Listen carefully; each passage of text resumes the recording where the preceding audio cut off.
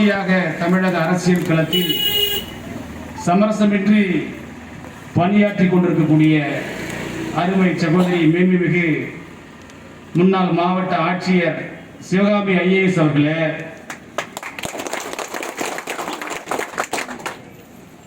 பெயர் பலகை திறந்த என் அன்பு சகோதரர் சதா சிவகுமார் அவர்களே, அவரோடு இந்த நிகழ்ச்சியில் கலந்து கொண்டிருக்கக்கூடிய இளந்தென்றல் அவர்களே, ஆனந்த் என்ற ஆதவன் அவர்களே மற்றும் பல்வேறு மண்டலத்தைச் சேர்ந்த போக்குவரத்து தொழிலாளர்களே, என்னுடன் வந்திருக்கக்கூடிய நீலப்புலிகள் இயக்கத்தைச் சேர்ந்த மாவட்ட செயலாளர் அன்பு தம்பி ஆனந்தராஜ் உள்ளிட்ட நிர்வாகிகளே, உங்கள் அனைவருக்கும் என்னுடைய மனமார்ந்த வாழ்த்துக்களை தெரிவித்துக் கொள்கிறேன்.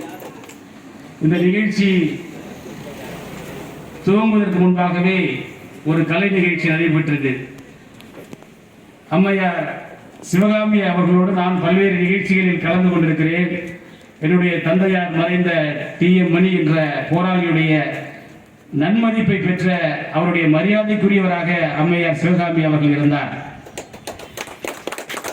உழைப்பின் வெளிப்பாடு கலை என்று சொல்லுவார்கள். உழைக்கும் மக்களிடமிருந்துதான் கலை வெளிப்பட முடியும். உழைக்காமல் பிறரை சுரண்டி தின்பவர்களிடமிருந்து கலை வெளிப்பட முடியாது. அப்படி பார்த்தால் அந்த உழைக்கும் மக்களுடைய கலையாக வெளிப்பட்ட அப்படிப்பட்ட கலை நிகழ்ச்சியை துவக்கமாக கொண்டு இந்த நிகழ்ச்சி சீரும் சிறப்புமாக நடைபெற்றுக் கொண்டிருக்கிறது. நான் அறிந்த வரையில் இந்த பகுதியை, குறிப்பாக ஒரத்தநாடு பட்டுக்கோட்டை பகுதியை ஒரு சாதி பள்ளத்தாக்கு என்று அழைப்பதாக பலர் கூறியிருக்கிறார்கள். அந்த அளவுக்கு சமூக ஒடுக்குமுறையும் சாதி கொடுமைகளும் ஒவ்வொரு கிராமங்களிலும் நீக்கமர நிறைந்திருக்கும்.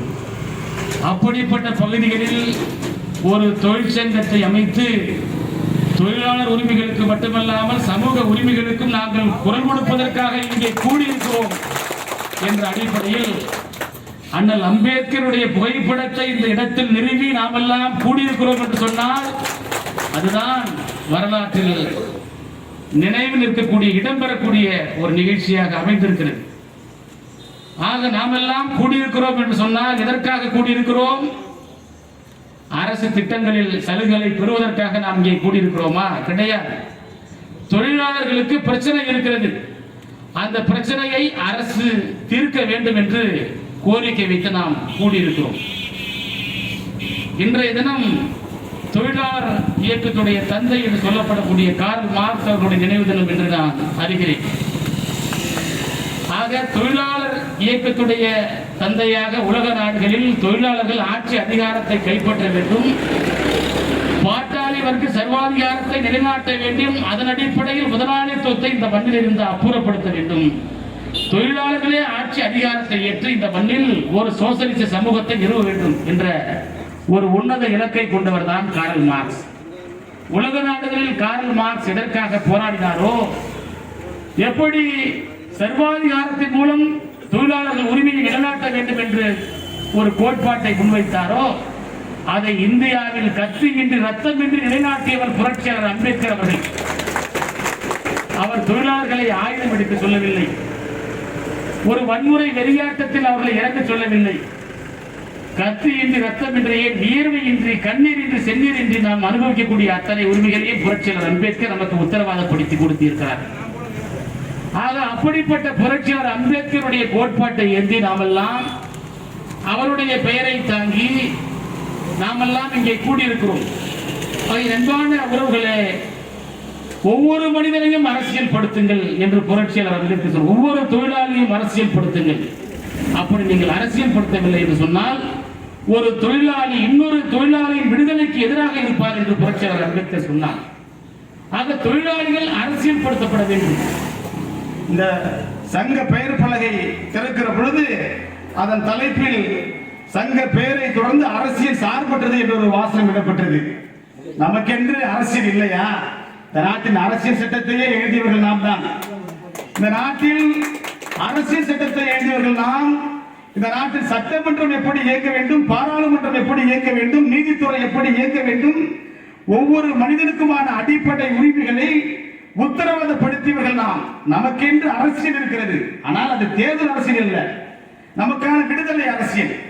ஆக நமக்காக ஒரு அரசியல் இருக்கிற பொழுது அந்த அரசியல் என்பது தேர்தல் அரசியல் இல்லாமல் உரிமை அரசியலாக, விடுதலை சார்ந்த அரசியலாக இருக்கிறது. அப்படிப்பட்ட அரசியலை தான் தமிழ்நாடு அரசு போக்குவரத்து கழக SC/ST தொழிலாளர் நல சங்க பேரவை துவங்கி இருக்கிறது.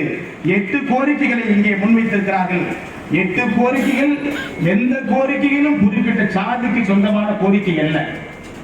பேரில் வேண்டுமானால் SC/ST தொழிலாளர் நல சங்க பேரவை என்று வைத்துக் கொள்ளலாம். ஆனால் அது முக்கியமான கோரிக்கை. தொழிலாளர் மீது பழிவாங்கும் போக்கை அரசு நிர்வாகங்கள் கடைபிடிக்க கூடாது என்பது.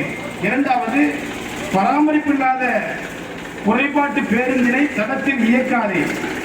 அதை போலவே உயிர் சேத விபத்தினை காரணம் காட்டி நிரந்தர பணி நீக்கம் செய்யாதே என்பது போன்ற பல்வேறு கோரிக்கைகளை முன்வைத்திருக்கிறார்கள். இந்தியாவில் இருக்கக்கூடிய தொழிலாளர்களுக்கு ஒரே பிரச்சனை தான். ஆனால் ஒரே பிரச்சனை இருக்கின்ற பொழுது ஏன் ஒரே தலைமையின் கீழ் அவர் திரள முடியவில்லை? தொழிற்சங்கங்களுடைய நோக்கங்கள் தொழிலாளர்களை அரசியல்படுத்தி அவர்களுடைய உரிமைகளை பெறுவதாக இருந்தால் அனைத்து தொழிற்சங்கமும் ஒரே இடத்தில் இருக்கும். ஆனால் ஆளுங்கட்சி தொழிற்சங்கம், எதிர்கட்சி தொழிற்சங்கம், இந்த சாதிக்கு ஒரு தொழிற்சங்கம், அந்த சாதிக்கு ஒரு தொழிற்சங்கம் என்று வைத்துக் கொண்டு இந்த தொழிற்சங்கத்தில் சேர்ந்தால் நமக்கு இலகுவான வேலை கிடைக்கும், அந்த தொழிற்சங்கத்தில் சேர்ந்தால் நமக்கு சலுகைகள் கிடைக்கும் என்று தொழிலாளர்களையே அவர்கள் உரிமைக்காக போராட வைக்காமல் சலுகைக்காக இயங்க வைத்துக் கொள்ளக்கூடிய நிலையில் இந்த தொழிற்சங்கங்கள் இயங்கிக் கொண்டிருக்கிறது. அன்பான உறவுகளே, தொழிலாளர்களுக்கென்று அவர்களுடைய அந்த பிரச்சனைகளையும் தாண்டி அவர்கள் பிறந்த சமூகத்திற்காகவும் போராட வேண்டிய ஒரு தேவை இருக்கிறது. அப்படிப்பட்ட தேவைகளுக்காகவும் நாம் போராட வேண்டும். ஆக இந்த சமூகத்தில் நாம் பிறந்தோம் என்று சொன்னால் நாம் தொழிலாளர் என்ற அடிப்படையில் ஒரு பிரச்சனை சந்திக்கிறோம். பணிமனையை விட்டு வெளியே வந்தால் சமூகத்தின் இந்த சாதியில் பிறந்ததற்காக ஒரு பிரச்சனை சந்திக்கிறோம். பெண்கள் என்றால் அவர்களுக்கு என்று இன்னொரு பிரச்சனை இருக்கிறது. ஆக செல்லும் இடமெங்கிலும் நமக்கு பல்வேறு பிரச்சனைகள் இருக்கிறது.